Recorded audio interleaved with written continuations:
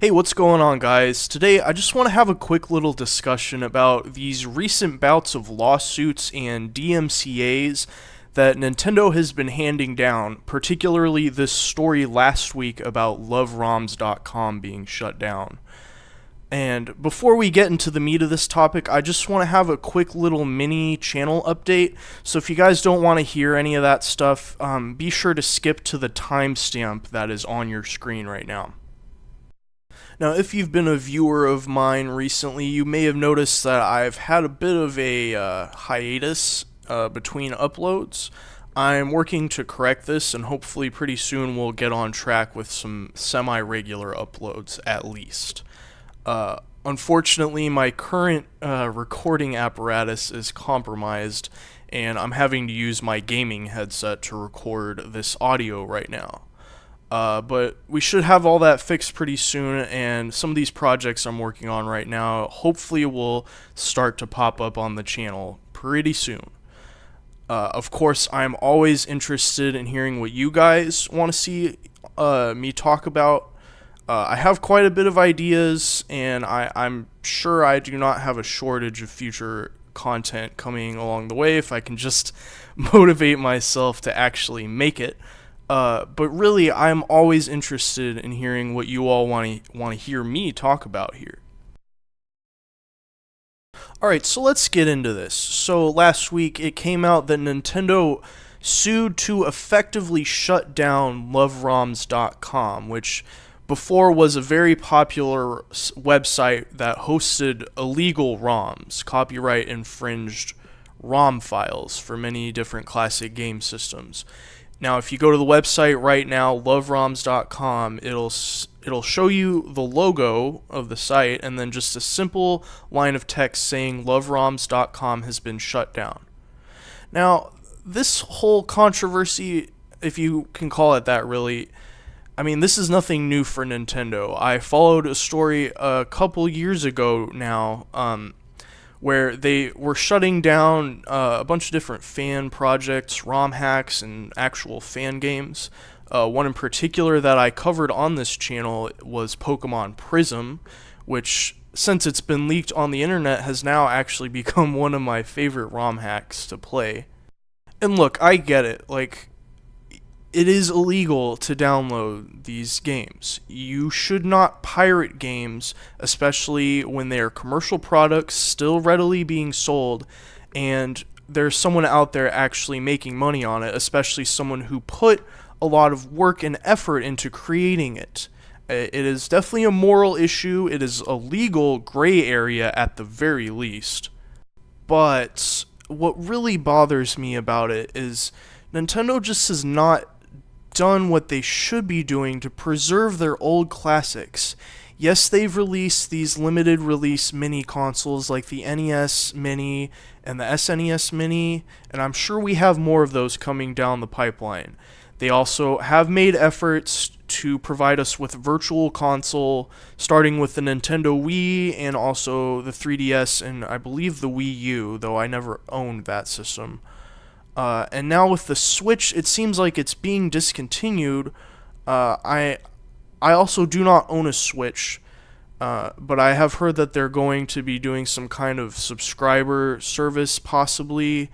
There's really no clear details on it. But what people really want is just access to their old favorite games. And for a lot of people who bought the original cartridge and maybe bought it a second time, like on the Wii or something, they don't want to have to pay for it again. They've gotten their hours of enjoyment out of it and really just want to be able to play these games that they've already dedicated money and time towards.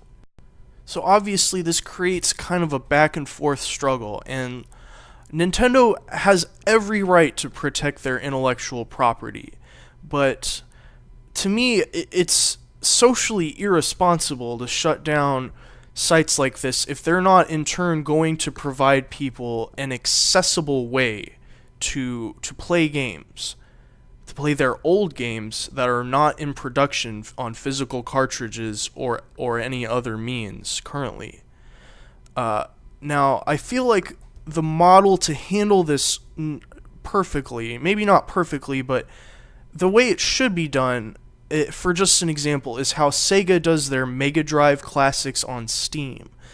Essentially, they have a base game where it's sort of a hub, kind of like an emulator in a sense, where you load up these games and you can buy them individually or in packs. Sometimes they go on sale, and they're very cheap and accessible.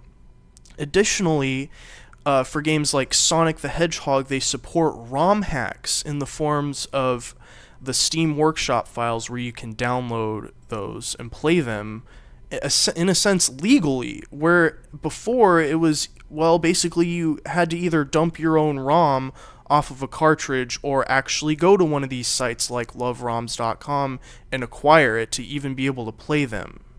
So I just don't think Nintendo is progressive enough, which is really weird to say because the Switch is one of the most progressive consoles in terms of hardware design, but I think from a philosophical standpoint, I don't think they quite understand what gamers like me and others who are really true fans of their older material and still play them today. I don't think they quite understand what we want from them. And since big game companies nowadays, I mean, it seems like they're starting to think about moving to streaming only as the future of gaming, I don't know if Nintendo is smart enough to see that that's not the right way to go. And this monthly subscription service for the Switch, where you might get a collection of NES games, might sound good to some, especially for some who haven't been able to play them in a long time or what have you. But you need to understand the importance of ownership. When you pay for a product, you should own it. And companies trying to scratch and claw their way into taking your consumer rights away from you, I feel like there needs to be a line drawn somewhere. And look, I've said it before and I'll say it again. Nintendo has every right to shut down LoveROMs.com. They're hosting their intellectual property for free, breaking all kinds of copyright laws in the process, I'm sure. But I think at a certain point, we need to start thinking as a society, as a legal system, we need to start thinking about media preservation. We preserve old movies. These movie companies remaster these old movies and make them available for sale. And movie pirates are punished, obviously, because it's breaking copyright, but at least the companies that own the rights to these movies do something responsibly about it that consumers want them to do. When we're talking about old Nintendo games, some as old as the NES from 1985, I mean, at a certain point, it's an antique. And I don't know, I think Nintendo needs to pull their head out of their ass and give us what we want. Give us very cheap and accessible access to all of their games on whichever platform they release.